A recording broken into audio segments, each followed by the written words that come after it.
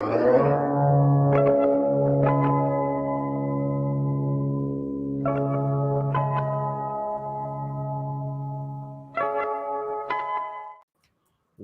up, you guys? Sean Ross Sapp. Welcome to Fightful. It is June 14th, 2023.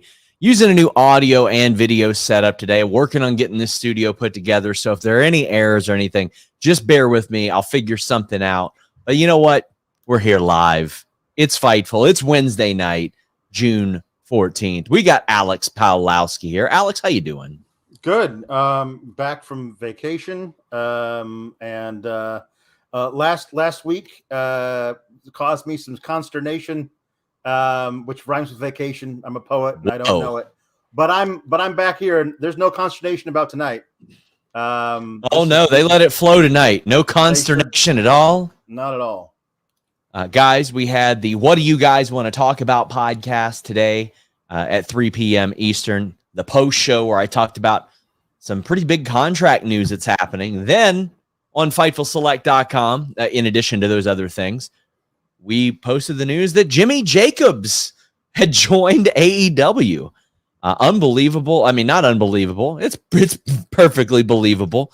BJ Whitmer got arrested and subsequently fired due to domestic abuse charges over the past week. So they got a new guy in the fold. We're going to talk about that shortly. Please leave a thumbs up on this video.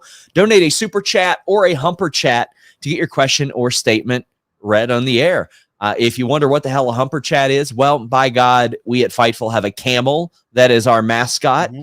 And also, we talk about things that hump in the sexual variety. It is what they call a double entendre. And you know what? It just so happens that wrestling matches happen to hump as well. They're very good. We had a couple of those tonight that we're going to be talking about. But at humperchats.com, that's going to allow you to get your question or statement in even before we go on the air. And we now have live post-show podcasts 6 nights a week here on Fightful. That is completely separate of the 40 shows you're getting a month at FightfulSelect.com. So, yeah, there's an awful lot to love right now. A reminder, tune in this Saturday, Riccicino, Cresta, and Iridian Fierro with the first ever Collision post show. I will be joining at the top of that show with people are saying that I'm a little bit loud. I'm working on these levels. I'll do what I can. I'll try my best to not be too loud, but I am working on a new setup right now. I'll see what I can do. But we got a new show dropping on Saturday. And, yeah, man, it's going to be fun. I'll be joining it as an insider at the top of the show. Again, guys, if I'm a little bit loud, if the levels are a little bit off, I'm going to work on them to the best of my ability. Until next time, guys, here's Alex Pawlowski to kill some time for me while I fix this. Guys, I am wearing my Adam Cole's Muppet Babies shirt because they're all doing the Adam Cole Bebe pose for our opening match, which was a humper for 30 minutes. I obviously wasn't here last week, so I wasn't able to give my thoughts on the promo battle, and I was like, "Oh, cool! They're setting something up for."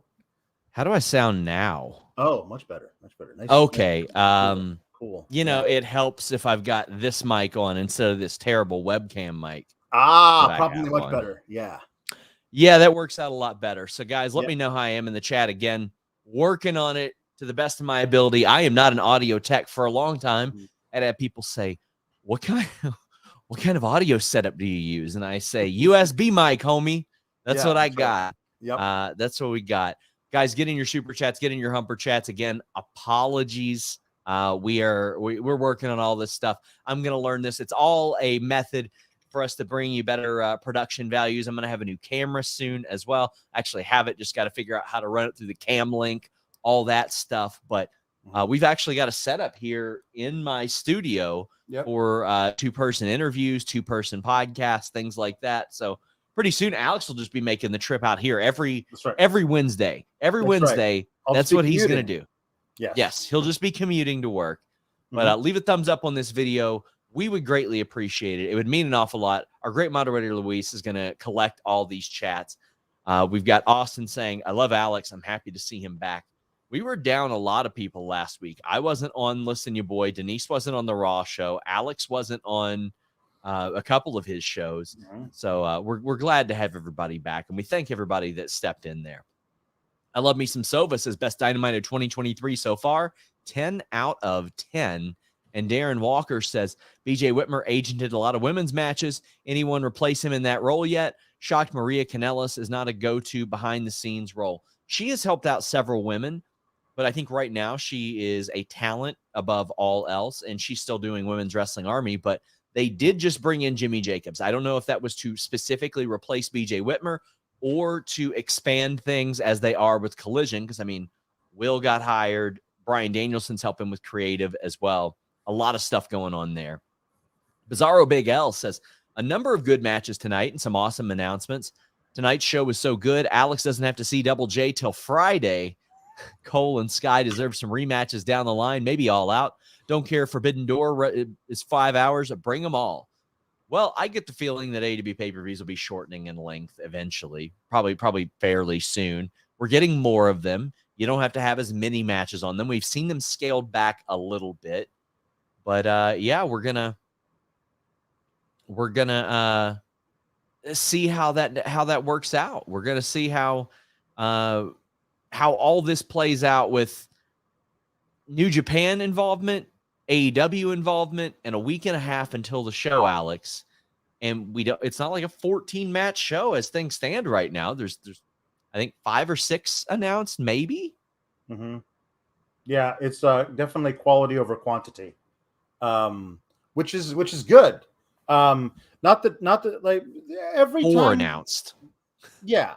Not that the pay-per-views, the AEW pay-per-views are ever like bad, but there's always like 1 or 2 matches on there where you go, this could have been an email. You know what I mean? Like, it's just, I don't know why we're doing a meeting. Why is everybody in the conference room for this? This could have been an email. It's like one of those kind of matches where you could just do this on Dynamite.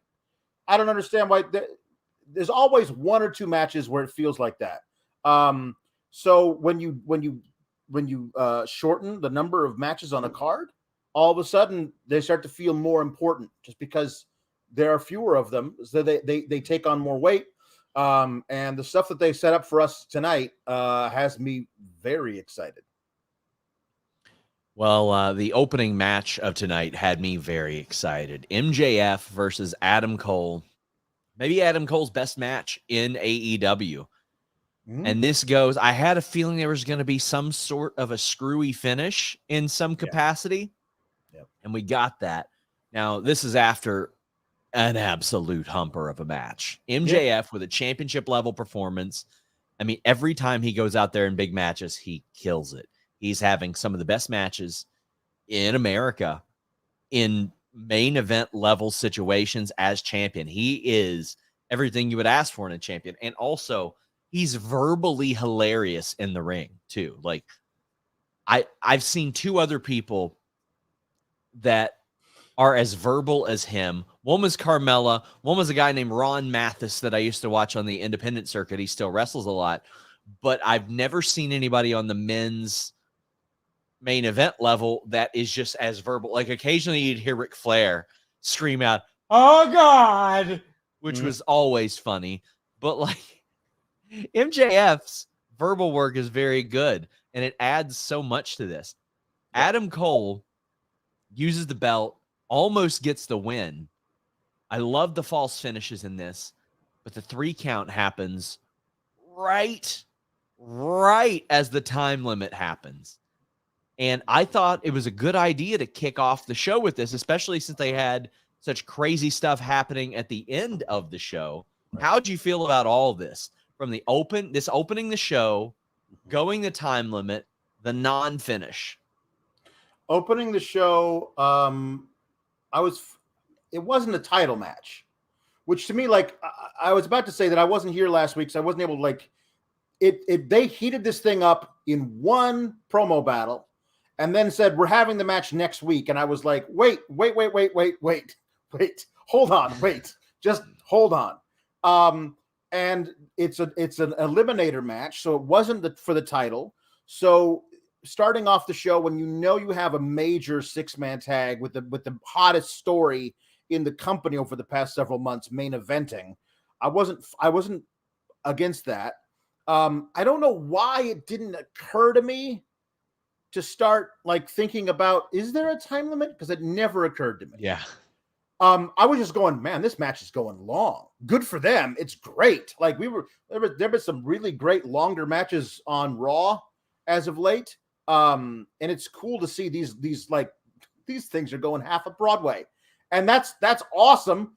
I think it's fantastic, but I would love to have got to we watched this with a stopwatch, because they rang that bell as Remsburg was coming down for the 3. And if it actually was 29:59 to 30 as his hand was coming down, that would be a damn magic trick. So I'm fine with it. I think everyone was kind of like, oh,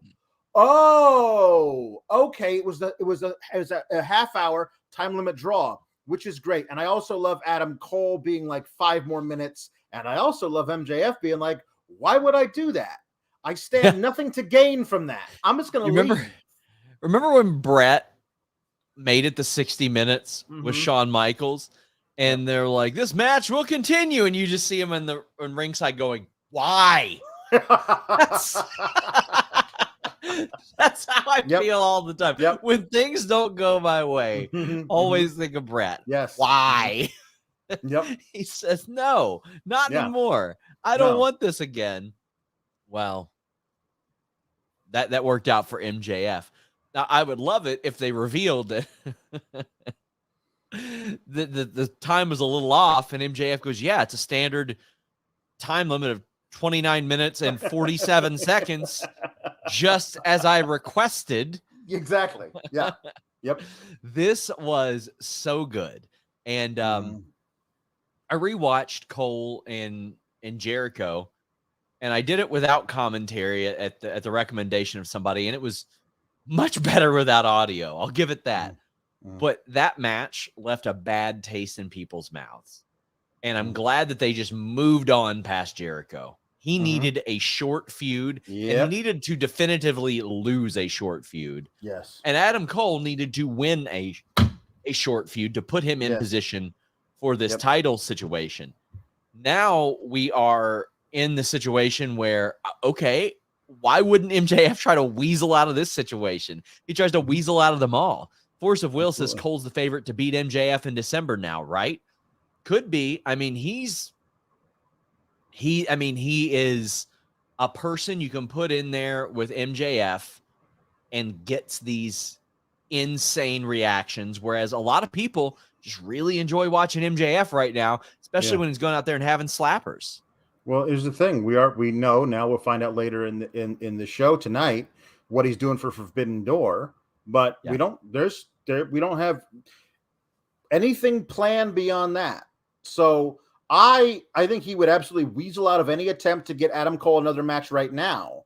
But if, for example, Adam Cole were to win the poker chip at Full Gear or whatever and get the match versus MJF, and they haven't had another match since tonight, like that's the kind of storytelling that I love. Like, hey, why would I give you another match? You had an eliminator versus me. You didn't beat me, so you're eliminated. I don't have to have another match versus you.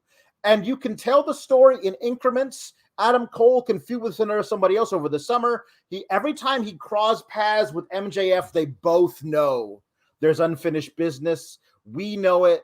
I think that's I would love it if there were different, if there were like candidates, like over the course of the year, like after Ricky Starks and MJF had that great match at Winter Is Coming.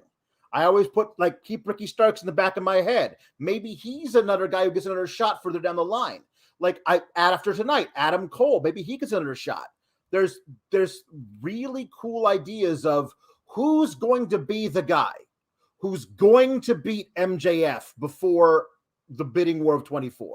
Because I do feel like we all accept that the clock on his contract, even in kayfabe, isn't going to run out with him holding the belt. So Sure. who's going to be the guy? And I love that there's a bunch of dudes that have a claim to be the guy to take that belt off of him. I love it. And Tony Khan said today, he's like, oh, well, I don't know if I'll do a brand split type of thing. Now, I can tell you that talent and people in the company have been told multiple things. There was a memo that went out even that said, oh, yeah, we're going to do a split. It's going to happen. Yep. This was about a month ago. But if they don't do that, all right, well, Adam Cole could win that chip at Full Gear or something like that. Mm-hmm. And he could challenge for that title on the December 30th Collision. That'd be so good. The December 30th Collision. And that could be really interesting. JP says, MJF was talking to the ref a lot tonight. Do you think he thought Cole was hurt? It's just natural. They communicate with the referee, and that's how they send messages back and forth. Coy says, I want Kingston to beat MJF partner. I don't think that's going to happen, but I think that he should absolutely get a shot at Grand Slam. Yeah, he should get a shot. DeLeo says, I'm assuming they gave us Cole versus MJF, so we get it again at All Out. Does Cole win the title there? I think the further into this we get, the more I think MJF will hold the title until that. But there's so many ways they could go. He could lose the title before then he could get his rematch on December 30th and win it then. And then as time runs out. Oh, here's the thing. Oh my God. MJF getting his rematch for the title on December 30th and then pulling a CM Punk where he goes halfway over the barricade and blows a kiss at Tony Khan and runs off into the night. Pulling a CM Punk from Money in the Bank would be, because they do, especially MJF does so many callbacks to stuff like that. That would be really interesting. I think if that thought hasn't crossed MJF's mind, it's one of those things oh yeah, you know what? That might not be too bad. Indeed. Living Dead Frank says, right on. Reminded us he was NXT's Black and Gold MVP. Yep. That's right. I felt like this was the best match he's had since those days by far. 100%. This was a fantastic match. MJF, from a logical standpoint, is one of the most logical wrestlers on the planet. He is completely happy with a time limit draw. He is not giving anybody more time. And then Hiroshi Tanahashi calls out MJF, which my Android phone auto-corrected to Hiroshima Takahashi. An absolutely dreadful autocorrect. Nope. Well, MJF said no to that. He doesn't care if it's Hiroshi Tanahashi, Hiroshima Tanahashi, or as they accidentally spelled it on Quizlemania one time, Horseshoe Tanahashi. He ain't facing any of them. No. You know why? According to him. Because it's a stupid little indie fed. Yes. Why would I waste my time with a silly little indie fed? No, I'm not going to do that. Now, this is going to happen very clearly. They wouldn't even put it out there otherwise. I think this is a good one. We know MJF ain't going to lose this match. No. I honestly thought it'd be somebody like Toru Yano or something like that. I think that would be fun, but the story overall of MJF, and he proved it again tonight, is he's the smug. I won't say chicken shit, just he eludes any responsibility of defending his title. But he's the smug heel who will absolutely, when push comes to shove, out wrestle you. He will use all of the tricks. He tried to pull an Eddie Guerrero, tossing the belt to Adam Cole and taking a dive, but turns out the ref wasn't ready to wake up yet. He tried all the things. He pulled out the diamond ring out of his trunks. He was willing to do all of the tricks because he knows all the tricks because he's watched all the film. That's part of his character, is that he's watched everybody from the last 25 years. He knows all the tricks. He knows all the counters. He's a really great wrestler. So I think the story has to be MJF facing a legend like Tanahashi, and Tanahashi having a great match with him, and MJF finding some way to pull out some victory out of his ass, because that's what he does, because he's always one step ahead. I really think this match is going to be great and add so much to the legacy of MJF when we look back on his career in a few years. A reminder, next week, Stephanie Chase rejoins us to make predictions for AEW X New Japan Forbidden Door. Tony says, so a certain match that Alex and Kate hates was fun as hell. Ooh, some spoilers from Rampage. Oh, Doug wow. says, any idea if MJF is going to have a match at Forbidden Door 2? Yes, he is. Yes, he is. And MJ Johnson says, Horseshoe versus MJF. Jack Perry versus Sonata. Eddie is back. Sammy's getting Jericho, Miro, and Andrade in action soon. And no Jarrett. Get me a cigar and a hose. Tonight was a lot of fun. This felt like a prime Dynamite. It really did. It really did. There was this, there was this buzz around it today, like from people I was talking to there. I reported the Elite stuff. There are some people there that are very jazzed up about that. In case you guys missed it, FightfulSelect.com reported very close to finishing this deal, from what I understand, and they are expected to remain with AEW. We will have the word when they do. FightfulSelect.com also reported today Jimmy Jacobs joining AEW. We mentioned this at the top of the show, Alex, but he's responsible for some pretty good ideas. He's had some stuff that I don't quite like as well, like the Impact stuff with the Underworld, all that. But also, the list of Jericho was a Jimmy Jacobs creation as well. He also, in honestly one of the more gangster quitting situations ever, just was like, hey, my friends are outside in Bullet Club shirts. I'm going to go take a picture with them. They're like, yeah, you're fired. You're absolutely fired. And he said, all right, see ya. I'm going to go to Impact now. So he is, after 5 years, has moved on to AEW. I know a lot of people like the Undead Realm stuff. It wasn't for me. I know he was very proud of it, though. I talked to him about that in our interview. So we got that as well. More news coming to FightfulSelect.com. Put down your $5. Alex, you all have had callers. They bought time. Kate is now handling our advertising here on Fightful.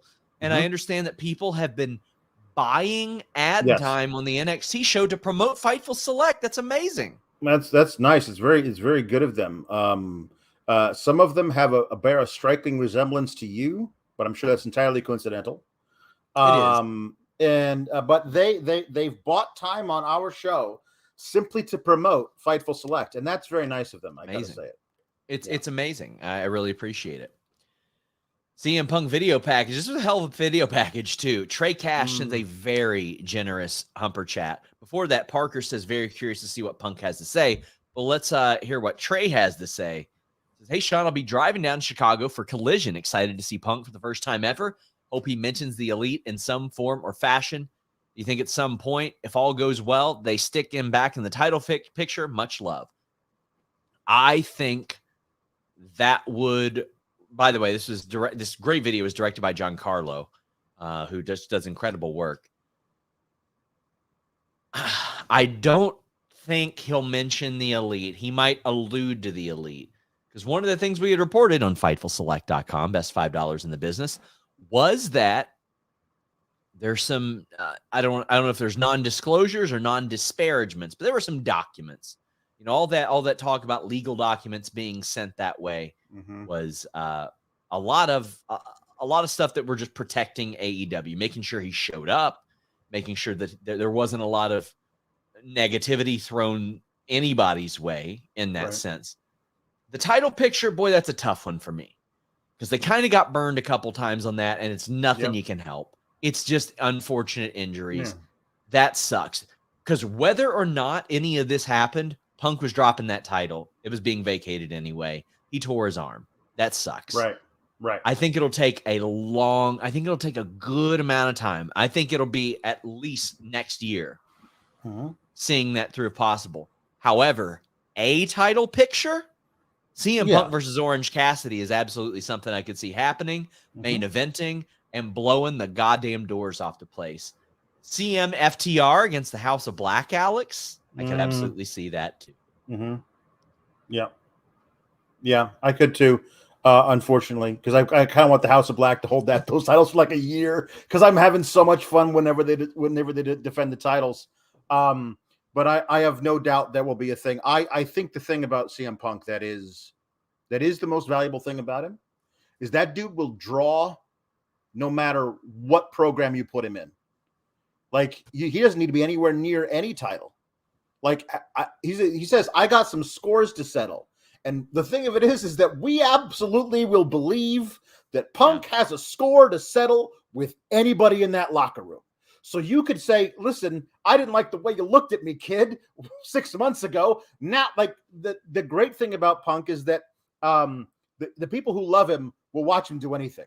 And the people who don't like Punk, his haters, will believe that he will be the most petty guy in the world. So you can have him call out anybody. And everybody will believe it and watch it. I think there's a lot of cool stuff you can do there. I like pitting him against Samoa Joe. I like pitting him against Jay White and Juice Robinson. I think those are great things. I think that that elephant in the room, he's got some things to get off his chest, he says. I think that it will be necessary to address some stuff. Yeah, I think because if you're coupling him up with FTR, who was incredibly over and hugely babyface, I'm not even talking about the whole brawl. I'm talking about like the muffin time, where he's just up there trashing the entire company with his boss sitting next to him. Like that to me in public with everybody watching him. Not a brawl. That's what drew the ire of so many in the company. More than the fight, it was that. Yeah, that thing's got to be dealt with. And that was the catalyst for the big meeting that happened a few days later. More than the fight, because CM Punk effectively came out and said, "Nobody here has done anything. I'm the one who draws. I work with a bunch of people who've never done anything," and that's me, obviously simplifying it. Yep. Then a few days later, Jon Moxley, Bryan Danielson, and Chris Jericho effectively have a meeting that say, guess what? We've all done a hell of a lot more than he's done. Mm-hmm. So just here, take our advice type of thing. Yep. I'm so excited to finally cover matches. I love being able to get this news for you guys, and I love it, and it'll always continue. And when there's dramatic bullshit going on, you better believe I'm going to cover that too. But I can't wait to see people subscribing to FightfulSelect.com. And it's because we have more news on matches and stuff that went right than stuff that went wrong. $5 a month. Misfit Wrestling Podcast says Hiroshima Takahashi can't wait for the kids, or Tanahashi can't wait for the kids' debut. And he also says, hope it's House of Black versus Naito, Shingo, and Hiromu. God, I hope so.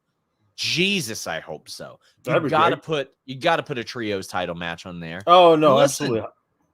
I wouldn't hate a surprise title change and then a swap back pretty soon as well. Perhaps, yeah.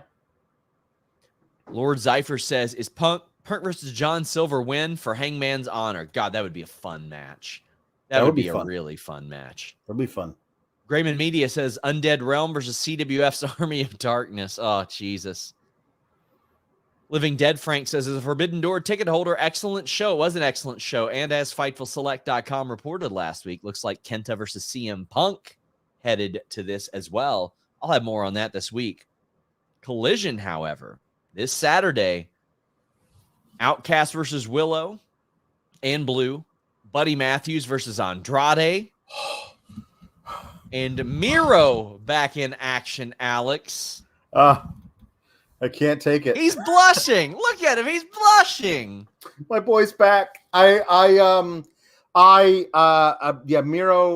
missed that dude so much. He had that like a tiny little thing that they cut for a Twitter thing, and it was just like, it was so good. Like I'm so happy that he's back. And listen, if you're gonna give me LIJ Ingobernables versus the House of Black, if that's the first thing we're getting, if this little Andrade versus Buddy Matthews, just give him the full 30-minute time limit. Let him go. I want to watch it. I love those two guys so much. It's going to be so great. But if that is leading into the first program for House of Black this summer is Andrade, Roosh, and Dralistico. I mean, yeah, let's do all those things. Can I get a lot of that, please?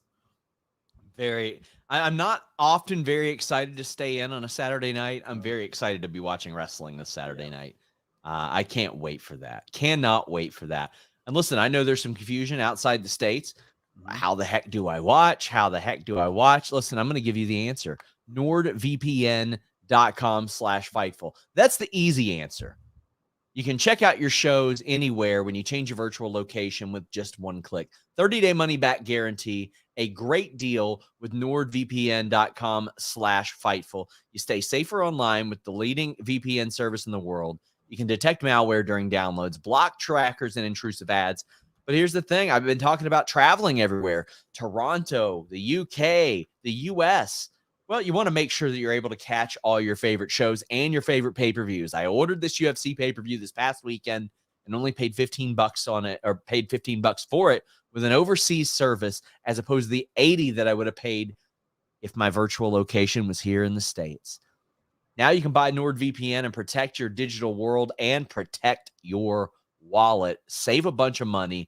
Listen to your favorites abroad. Don't leave your shows behind when you go. Connect to a NordVPN server in your home country. Safely enjoy content as if you never left wherever you travel. A lot of your TV services won't work if you go overseas or to Canada, or if you're overseas and you come here.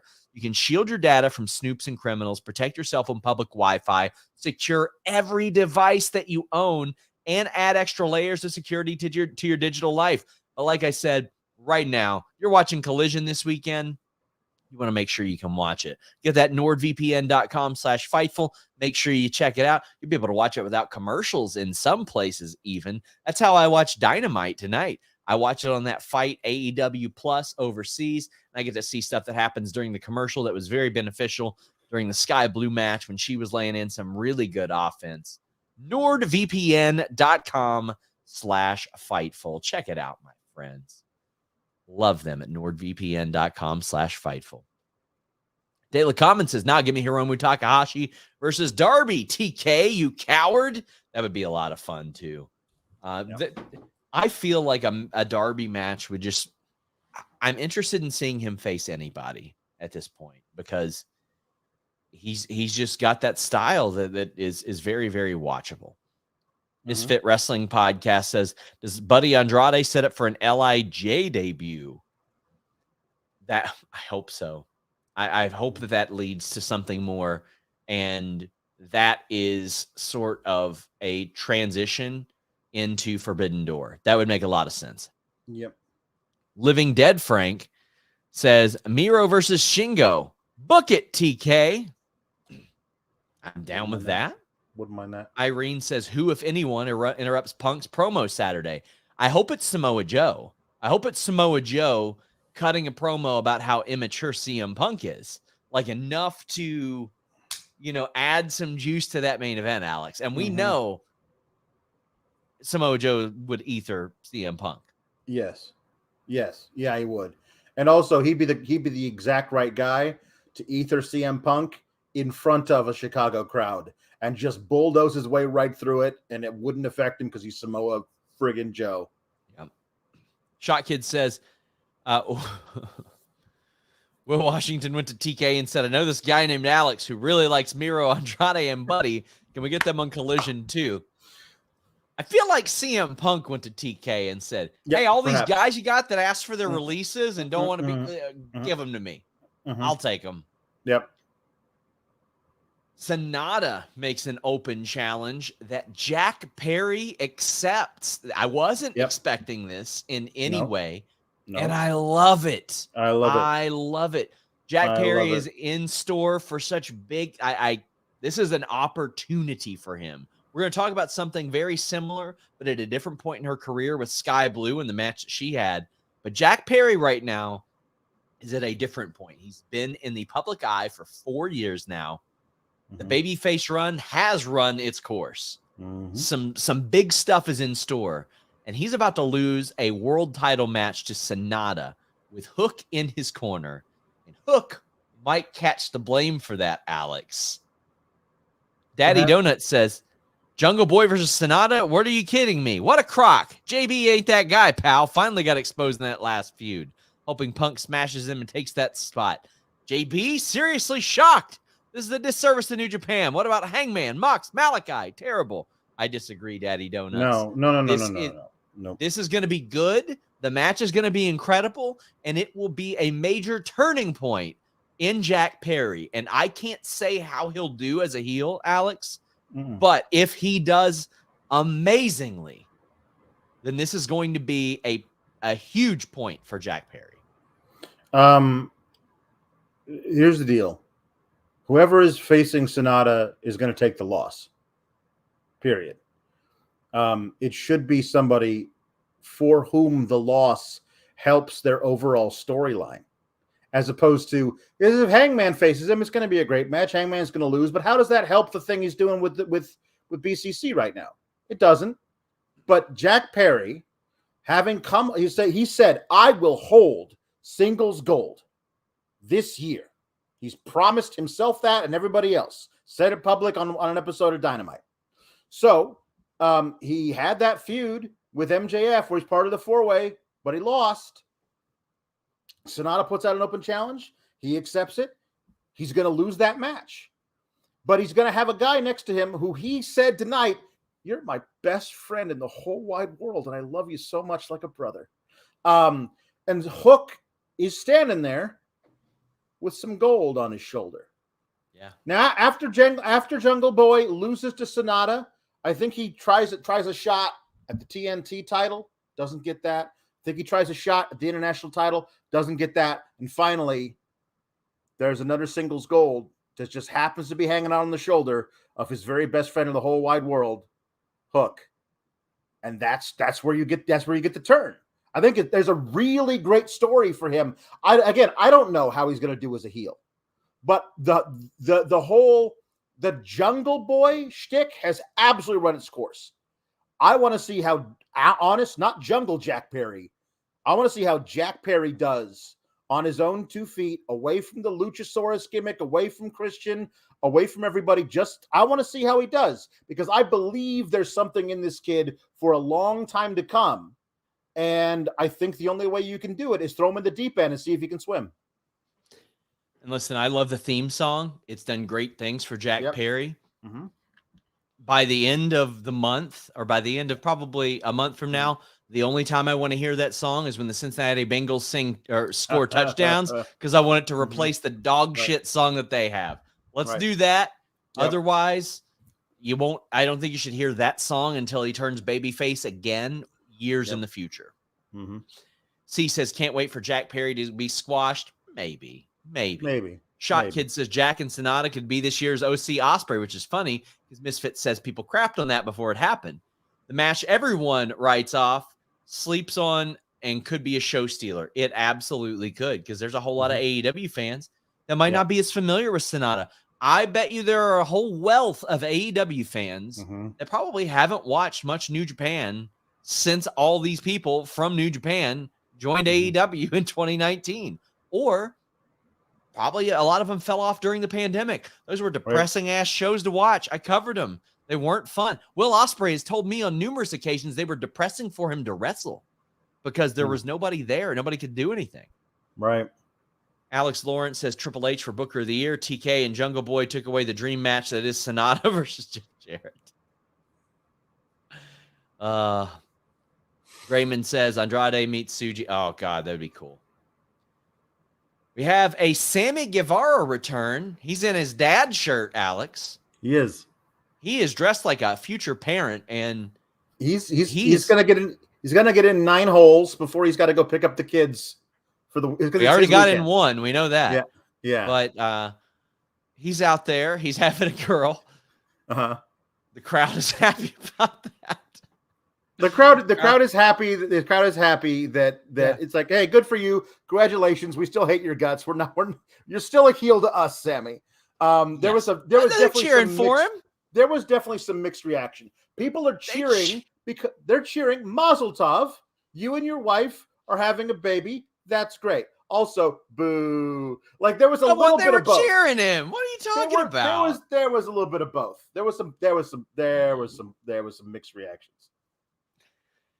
Well, sorry, I'm just seeing the reactions. But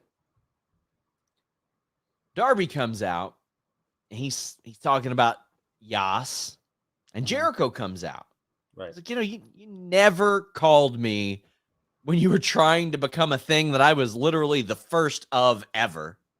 Right. The AEW World Champion. And that makes sense to me.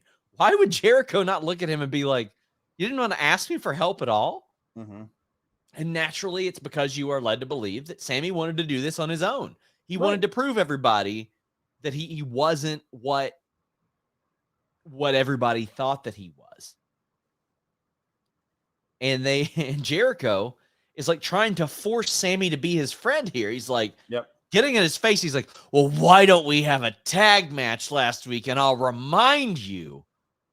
And Sammy's like, no, I don't really want that. No, no. And then Darby talks his trash, and Jericho goes, well, how about we beat you up 2-on-1? And Sammy's still like, I don't really want that. Like, no. Why are you volunteering me for stuff here? I didn't ask for these chores. And Darby says, well, I'm never really alone. And Sting comes out, and we get a nice little face-off. I did feel like Jericho was very heavy-handed out of nowhere last week, being like, Sting, not me. He is great, but I have no interest in facing him. Not a guy I would like to be in the ring with. Not at all. No, sir. Not ever. You'll never catch me in a ring with Sting. Not a chance. It won't happen. Definitely not next week. I carry this bat for fun. Yep. I did love Darby being like, so they call you a wizard, right? Well, it's because when you get in this ring, there's no magic. Like it was like it was just the most his comedic the comedic stylings of Darby Allin. I think that that his deadpan shit is so fun. It's so good because the crowd reacted to it. That's one of the first times I've ever heard somebody react to a Darby line. Yeah. So Sammy and Jericho versus Darby and Sting, but the stare down is it between Jericho and Sting with like the bat off. Like I got a bat and you got a bat. Let's find out who's got the bigger bat. This does feel fun, and it's entirely harmless. I don't care. It's cool. I would have popped so hard for this 15 years ago, even 10 years ago. But now it's like, okay, let's see what we can do. Let's see what we can get out of this match. It should be a lot of fun, no matter what. Well, Mr. Acosta says no interest in 64-year-old versus 51-year-old. Well, I think it's going to be like 64-year-old and 29-year-old and like 32. I think it's going to be like 4-on-4 type of thing. Like I think that's where we're headed here. Right. Because what we got next was Orange Cassidy, Keith Lee, Darby Allin, and Sting defeating the Mogul Embassy. There were some bright spots and some not bright spots in this match. The power bomb from Cage onto Keith Lee with the help of the Mogul Embassy affiliates. That was amazing. That was outstanding looking. However, there was a Toa Leona Sting spot that was real bad. It looked like Toa Leona ran right through the boot of Sting and then didn't quite give Sting enough time to get his footing. And Sting did not hit the turnbuckle. Definitely. I mean, this is a thing where 10 years ago, he would have been able to hit the turnbuckle even. Right. So I don't know what exactly went on there, but it didn't look good. However, I did like the finish. Brian Cage is setting Sting up for an F5. Sting escapes out the back, hits the Scorpion Death Drop, gets the pin. It is, like I said, I'll always be thankful to see Sting perform because he's the first performer I ever saw. There is a picture of me when I was little with a baseball glove, a pink and teal Sting baseball glove even. Like, my God, I had all the merch. This was one where I saw a spot one of the first times. There have been a couple times in this AEW run, and I went, ooh, damn. But the orange punch into the death drop restored some faith in me. We'll talk about the giant no that flashed on the screen in a bit, but what did you think about this match, this performance, this little mishap with Sting? Even? I got to get this out of the way right now. I don't know how much longer I can wait for my Keith Lee versus Swerve feud to really get going, for them to have like the actual match. Like I don't know how much longer I can wait for that. I'm sorry. Like, it just feels like we're getting everything besides that now, but maybe eventually. This match was fun and fast paced. Yes, the spot with Leona and Sting had me worried. It does feel like, listen, that would not be my choice of dude to do a sequence with Sting in this match, because that dude is just like he's a rhinoceros crossed with a refrigerator. Like, he only knows one speed and one power to go at, and that's all of it at the same time. So it's just, if Sting stumbles because he's a 64-year-old dude in there, then he's not going to get to the space and time he needs to be, because Leona cannot slow down. He's just going full bore, which is what I love about watching him. But in this case, it made me go, okay, well, let's not kill him. Let's not kill the old man Sting. He's got a big feud with Jericho coming up. Let's not kill him yet. This was fun, but in places, as you said, a little wonky. I was so sure Swerve was winning that title from OC last week, going into the match, watching the match, so sure it was going to happen, and then it didn't happen, and now his team lost again this week.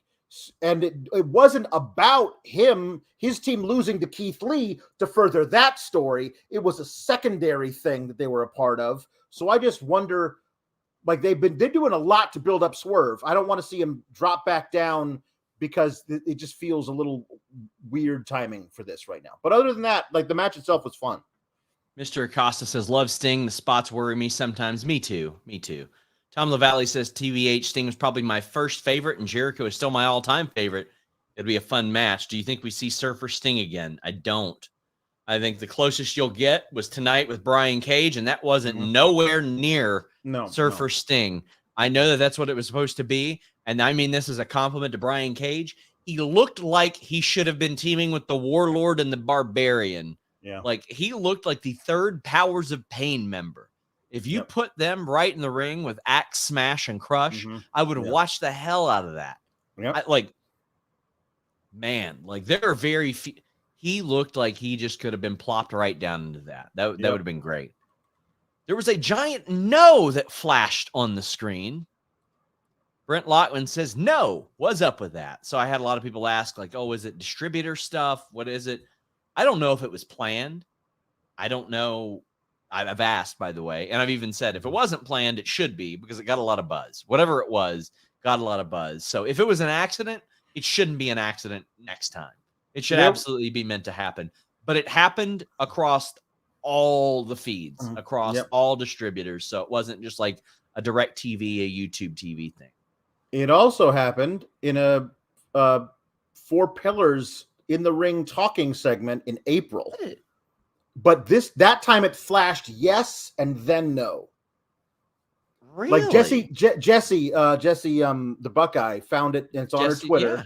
Yeah, and it's very interesting. Like, if this is like a really weird, like now this makes like the QR codes that brought out Bray Wyatt look like it was just like flashing a flashing neon sign. Yeah. This is really slow playing if this is like building to somebody debuting. But I don't know what it could be. I don't know what it could be. It's Booker T. Yes. No. That's what it is. Living Dead Frank says a Canadian $5 for the Turtles shirt. Got it at Walmart. Oh my gosh. Listen to these for Rampage. United Empire, Ospreay, Fletcher, and Cobb, because Mark Davis is still healing up. Against Chaos, Rocky Trent and Chucky T. That's fun. And then Bandito versus Takeshita. Jesus. Why are they trying to get us to watch Rampage now? What's going on? They're trying to get you to watch Rampage, Sean. Man. That's the thing. Like they are, especially when you have Collision debuting the next night. They are trying to, now they will fall off again. But for now, they're trying to tell you we have 3 nights of wrestling, not just 2, with this whole Collision thing. Don't forget about Rampage. We're still going to put great matches on there. They're going to be pre-taped. If you want to find out what happened to them ahead of time, if you want to know the spoilers, you can do that. But it's still going to be great matches. They're going to try and do that, I think, at least until July. They're going to try and put on banger Rampages. So we'll see. We'll see what happens out of there. But those seem like some fun matches to watch. Oh, yeah. Bizarro Big Else has been calling FTW in Boston for a while now. Hook won it there. They booked the Garden. Big match. Love the callbacks. Only wizard is Keith Lee. His ring jacket and speech proves it. OC versus Zack Sabre and Daniel Garcia versus Shibata Humps. Swerve versus Keith at All In. God, they cannot wait till All In to do Swerve and Keith. Like, my God. That's the next big show after Forbidden Door. I know. They don't have anything else, but they don't have. I mean, if they're going to do like a Fighter Fest or whatever in July, Fight for the Fallen, whatever. Like, if you're going to do it there and main event the show with it and give it 25 minutes, fine. But otherwise, I think it should be on a big show. Guys, please leave us a thumbs up on this video. We would greatly appreciate it. During one of the ad breaks, drop a comment below, not just in the live chat, but a comment on the actual comment section. Favorite, least favorite thing about Dynamite. That stuff helps us so much. We're also going to be posting a lot more shorts very soon. A reminder, we are on TikTok, we are on Instagram, we are on Facebook, all these platforms. You can also check out Fightful Overbooked and Fightful Scraps. Fightful Scraps has a bunch of interview and show clips. Mark says, I said for a long time, and lately I've seen others get on board with the idea too, but Darby and Sammy as a team I think would be amazing. 2 crazy high flyers, but each with a very unique feel. I want to see gold on that team eventually. A team name. That's putting us on the spot. Yeah. What kind of team name do you think we could have here? Suicide Kings? Because they just love to do crazy things together. I mean, I don't know, man.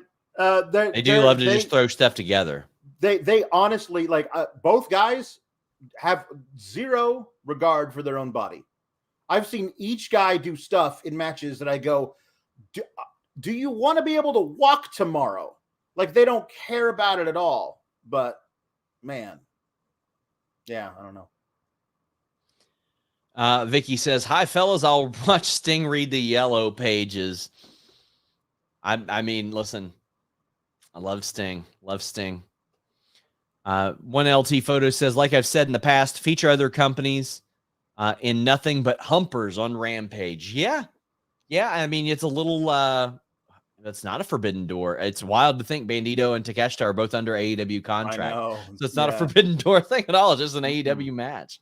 Yeah. James Stalling says Nick Wayne will be involved in Keith Lee and Swerve somehow, some way. Yeah, he will. Yeah, I think that's the active plan, is to involve him with Swerve, Darby, etc. as I get the hiccups. The Guns do an interview. They play dumb about Bullet Club Gold, but they want the Hardys. Wizard of Smoke says, support Fightful. Guns want to be the best bros. Can this be teasing the debut of the Good Brothers versus Guns? May the best brothers win. BC reunion. Nope. Not happening. OC or NWW, they're there for a long time. But here's an interesting fact, Alex. The Smokin' Guns defended the WWF tag team titles against the Hardy Boys on WWF Superstars in June 1996. Wow. The Hardy Boys will face Colton and Austin Gunn in June of 2023. Yeah. And the one Gunn that's actually related to them is also still wrestling. Yes. Unbelievable. Unbelievable. We had the TNT Championship match. Wardlow defeated Jake Hager. I could not have been less interested in this match, all due respect to the parties involved. I felt like Wardlow just should have crushed Hager. That's how I felt. Hager has been so not featured in so many spots. And what are they going to do with him after this? I don't know. Have Wardlow smash him. Why not? Yeah, I don't know. The Wardlow thing, like, I will just say it. I think the TNT title's been cursed since they took it off of Miro and put it on Sammy erroneously. I don't think the TNT titles had a good run since. Like, Sammy was stop and start. There was that he's hot-potatoed it with Cody. The Scorpio Skye thing was dead from the get-go. They could not figure out what they were going to do that. They gave it to Wardlow. That didn't work out. They took it off of him. Hobbs had it. Then Dobbs didn't have it. Now Wardlow, like, there doesn't seem to. This is my call. Miro needs to get the TNT title back, restore it to its former glory. You can start that story from where you left it off. He always had great matches. Build the right guy over a course of a couple of months to be the right guy to take it off of Miro and start it over again. Because, like, this is nothing. I'm saying nothing bad about Wardlow. They just don't seem to really know what they're doing with his reign. You know what I mean? Like, he had the match. Like they haven't known what they're doing for a year since the MJF thing took a sharp left turn. Yeah. And they were like, okay, well, Wardlow's winning this match, but now this MJF's got more attention than he's ever had before. Well, let's put the title on him. It's been really confusing. Luchasaurus versus Wardlow is set for Collision. And they make Glock Anderson bleed his own blood. Okay. Well, I think that match is going to be great if they get time. Ricardo says, this episode is great. Wrestling heavy show. I agree. We also have an Orange Cassidy interview interrupted by Zack Sabre Jr. And then Daniel Garcia wants Shibata. And Orange Cassidy goes, well, he's not here this week, but how about next week? Me and Shibata against you two. Yes, okay. The tag match next week's going to be great.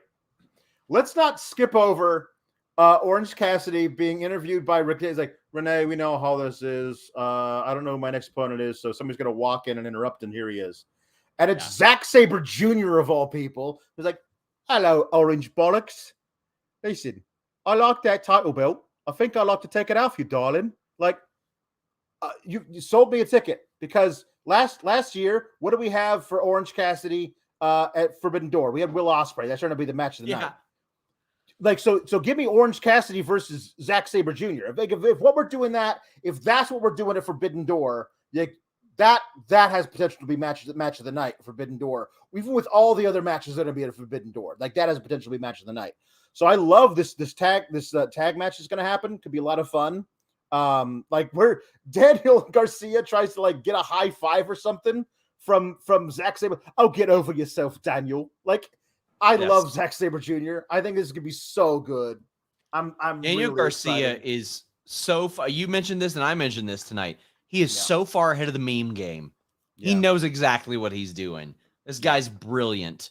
He is a brilliant sports entertainer. Yep. Parker Hines says would not be opposed to Miro versus OC title match, but I think Zack Sabre Jr. beats OC. I don't think he beats OC. I think they're keeping OC as strong as possible. Who has been more protected than Orange Cassidy of late?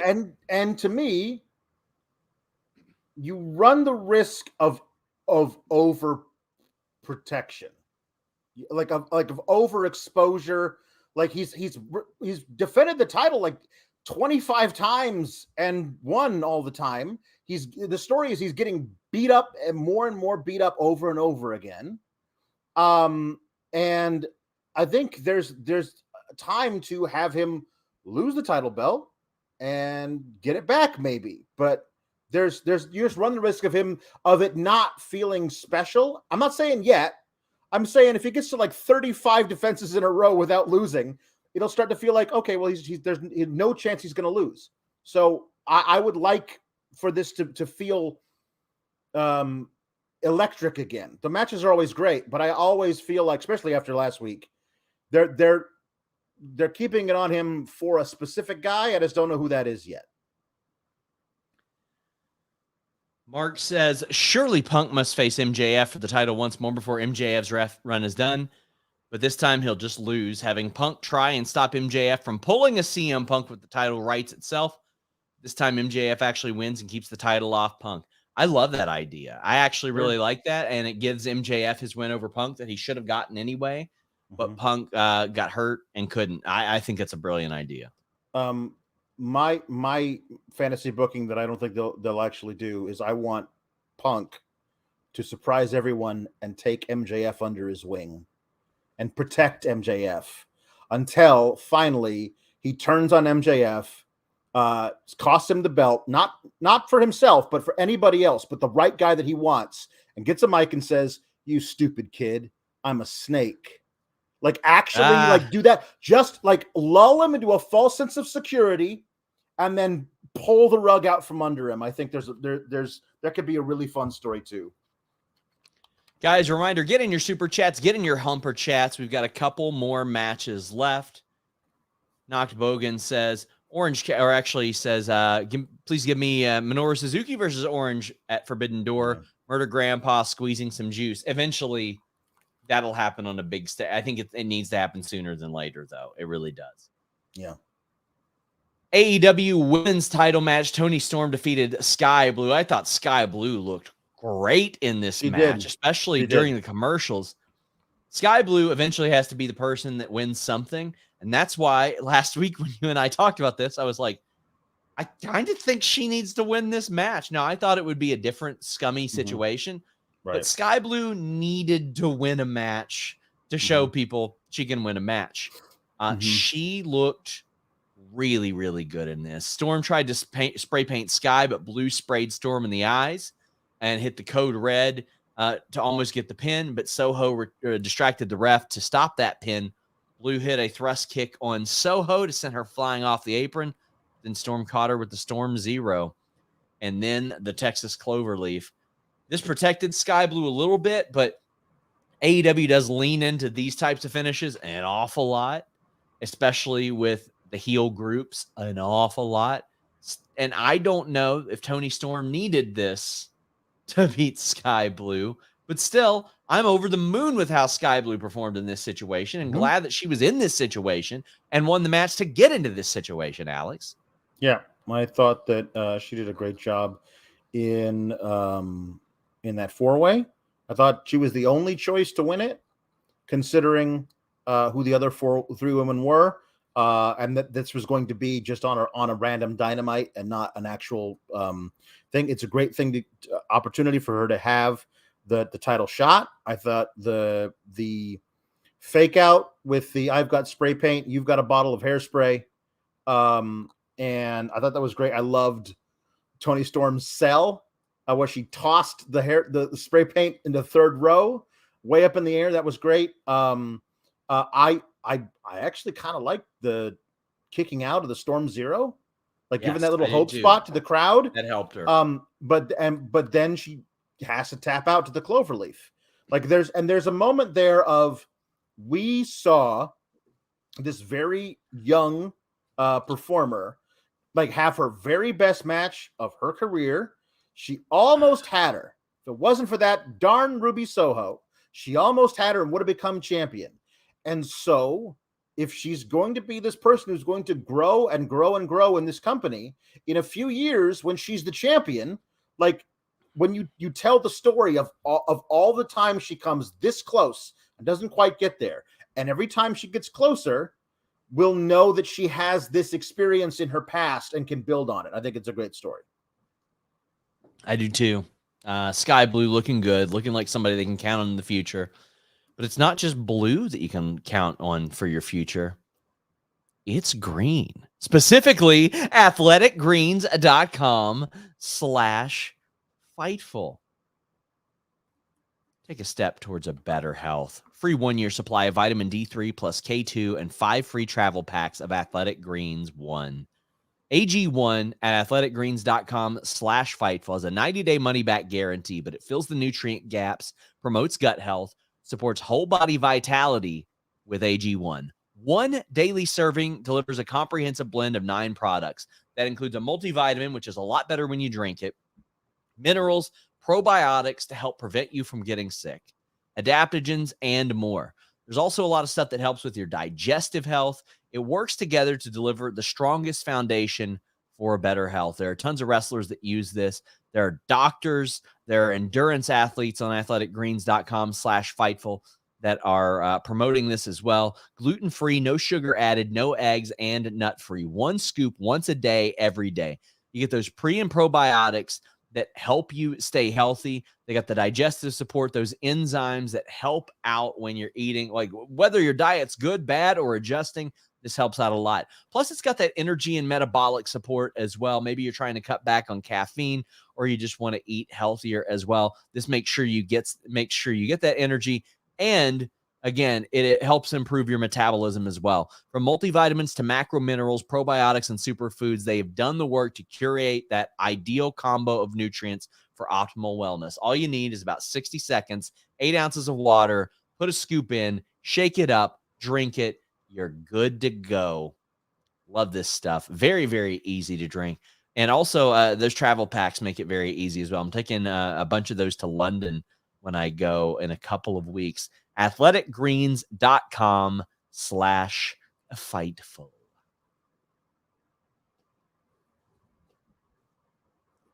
Got you on the Julie Cutler again. She's going to be joining me for Forbidden Door, by the way. Cool. And speaking of, Alex and Kate will be handling the Raw review on the main feed the night after Forbidden Door, as I will be flying to London. Mm-hmm. So enjoy that, you guys. I can't remember who's joining you that Wednesday. I think either Riccicino or John Alba. One or the other. All right. One or the other. That should be fun. Should be a good time. Should be enjoyable. I think. Yeah. Personally. Hopefully it is. Sure. Yellow Boy, our good friend, says, just want to thank you to the SGS and Fightful family for the positivity. Surgery was a success. F cancer. Yellow Boy had surgery to remove a cancerous spot today. Buddy, we're sending our love to you. Getting that message from you earlier meant the world to me, especially with how your week has been. Thank you so much. We're sending love your way, my friend. Yep. Patrick says, what are your thoughts just in general? You know what? I'll answer this like I'm Baron Corbin. What are my thoughts? Yeah, there you go. Good. Hung Bucks defeat BCC, and I really like this match, obviously. Arduit says the hot tag from Hangman was fire. Everyone on their A game. Holy hell, I need to see Hangman Claudio 1v1. I do too. Somebody mentioned a buckshot European uppercut, and now I can't stop thinking about it, Alex. I got to see that spot. I don't even give a damn which one of the two does it, honestly, as long as somebody does it. Right. But the hot tag was incredible. Hangman picks up the win. I thought commentary did a really good job playing up how big this win would be. And Yuta, who had, drawn the adoration of Bryan Danielson, after drawing the ire of him, perhaps draws that ire a little bit again. It's very clear Danielson isn't 100% because he's not getting involved in a lot of stuff. He seemed protected in that Anarchy in the Arena match. But they played it up on commentary very well. They said, BCC hasn't lost a match that Moxley's been in like a year. Yeah. So this proved to be a big win. And the Hung Bucks, Hangman and the Bucks get the win before all hell breaks loose. Yeah. Well, let's just talk about the match. Man, this killed it. This was great. I love that the match started with Hangman rushing to try and murder Jon Moxley, because I always keep it in my mind. This whole Elite versus BCC feud came out of something that started with Moxley and Hangman 10 months ago. When was that match that Hangman got knocked for a loop? I was at it. It was Cincinnati in October. Yeah. So not that close, but it was not 10 months ago, but 8 months ago or whatever. Before that. So I mean, but they've been built up before that. But that was the moment where they were like, okay, this Hangman and Moxley thing has some legs. Let's figure out what we're going to do with that. And then they just kept having to murder each other for months until finally, the BCC got involved. And then the Elite backed up Hangman, and all of a sudden now it's just this. It's the biggest thing on the show. So I love that it started out with this Hangman and Moxley thing, and has gone so deep that there's now everybody on the roster is involved in it. But this was a great match. Hangman picking up the victory with the buckshot. Perfect. Wheeler Yuta is that guy who it means so much when he gets a pinfall in one of these matches, but also he's protected enough by those pinfalls he does get so that when he's the guy to take the pinfall in one of these matches, it makes sense. And I think it's great. Love it. Aaron Thompson says, please reopen Squared Circle. Where is everyone else going to talk about AEW online now? They can go to FightfulSelect.com. Most of the stuff on Squared Circle comes from there anyway. That's true. Living Dead Frank says, tonight owned, but Eddie Kingston's return rules. So let's talk about that. Kenny's back. Then Kingston's back. Mm-hmm. Crowd is all amped for that. Mm-hmm. They love it. Everybody's fighting everybody. There's Takeshita. There's Moxley. Kingston doesn't want Moxley getting beat up, but he wants to beat up some members of BCC. Mm-hmm. And then the Young Bucks are mad. Then Takeshita comes out. He don't care about anybody. He don't care about anybody. He's fighting everybody. Right. I lose track of what the hell's going on. Omega's fighting Takeshita. Then Will Ospreay pops up in his gray sweatpants. And he doesn't just whip Omega's ass. He whips Omega's ass, then whips Omega's ass. Then he decides that he's going to whip Omega's ass. Mm-hmm. He beat his ass like 4 times, Alex. Mm-hmm. Yeah. Wow. Yeah. They incorporated every company, everybody, everything. This is great. Kingston coming out just to basically get in the face of Cesaro and try to murder him. But Moxley being like, wait, hold on. You can't do that. I'm a stable with that guy. And Kingston's like, listen, I still respect you, but I'm going to murder your friend. And there is nothing truer than that emotion of you and I are still boys, but I'm going to kill that man who was standing next to you. That feels so Eddie Kingston to me. That's just so great. And then Takeshita coming out to hit Kingston in the back. And then the Bucks trying to get involved, but they can't. And then Kenny coming out to solve the whole thing. And that stare down between him and Takeshita, man, they got someone with Takeshita heel turn. Yeah, they really do. That guy, I mean, he's a lot of fun. Is the sweet dude who loves Cinnabon, who we can root for in the matches, but he's an assassin. I love what they can do with this. Also, the last week, Don Callis saying, me and my family are going to take out the Elite, which feels like the Bobby Heenan family. If Don Callis starts recruiting a whole faction of dudes just to take out the Elite, there's a lot of really fun stuff, a lot of moving parts. And one of the moving parts is Will Ospreay versus Kenny Omega, which, sign me up for that 100 times.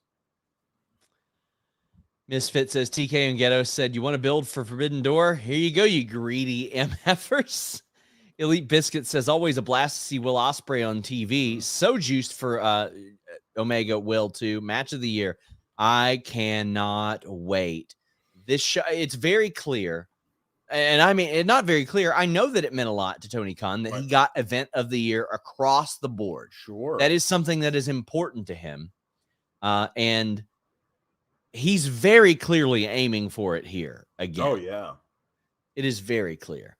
Yep. Miguel Ortiz says, can't wait for the coin drop and face-to-face next week between Okada and Danielson on Dynamite. Very interesting to me that they're doing that match, and they're very clearly protecting Danielson in some capacity.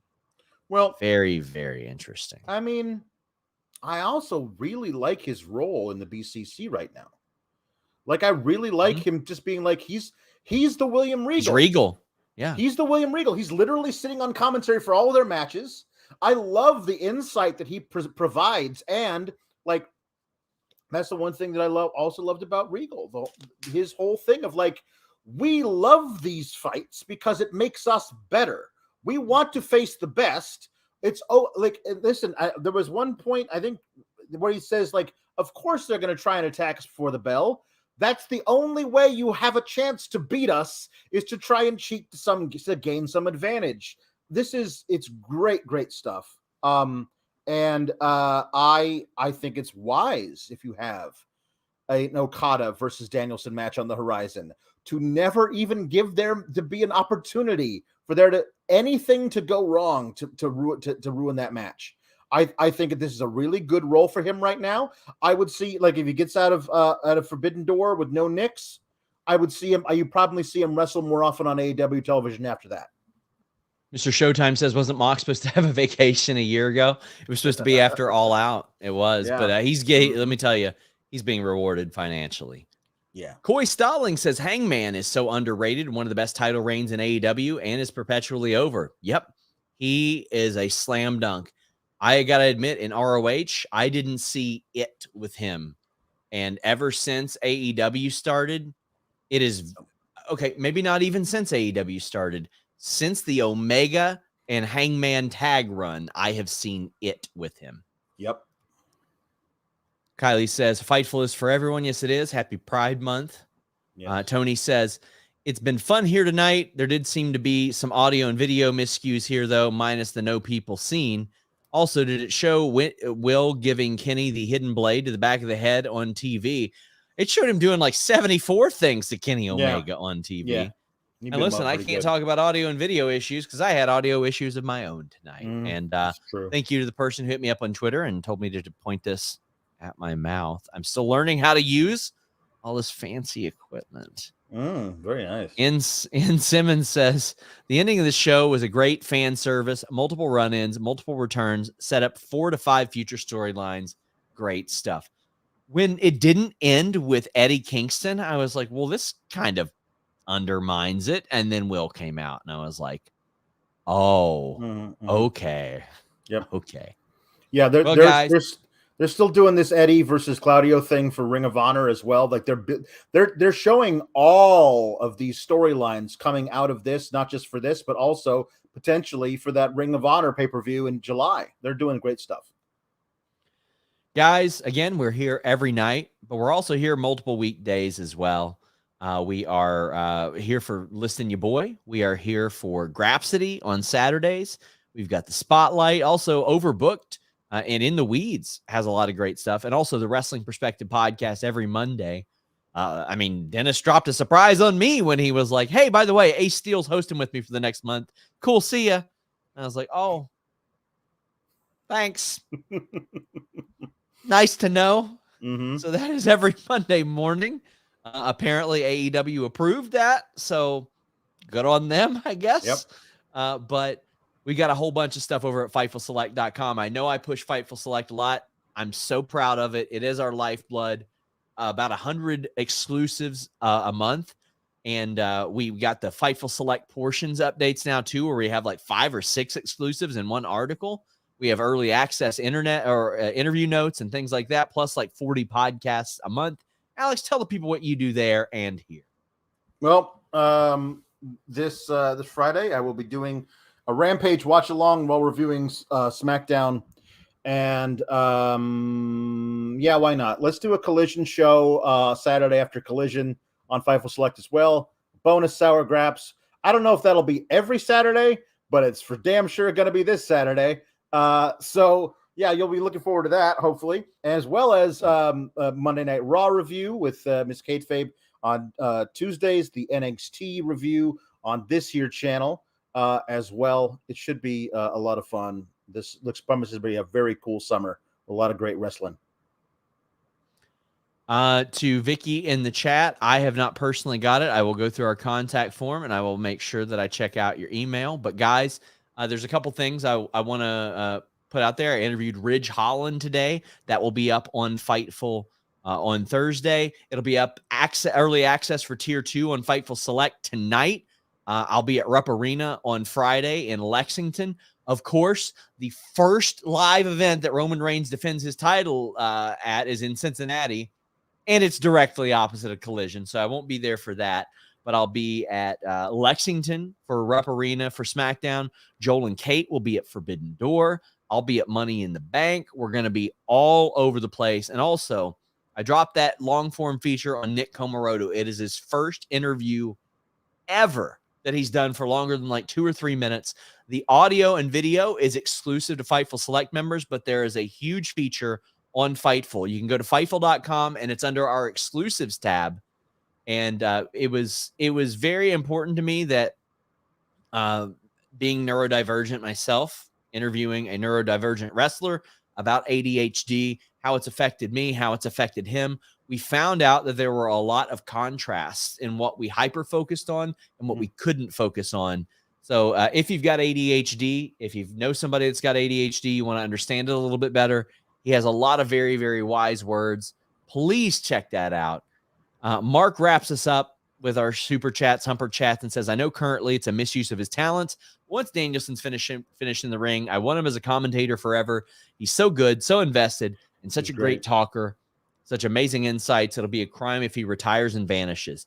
I think he'll stay around the wrestling business. I don't think if you're Bryan Danielson, you get involved in GMing, commentary, producing, creative, unless you want to be there for a long time. So I think we'll see that. Guys, thank you all so much. We're out.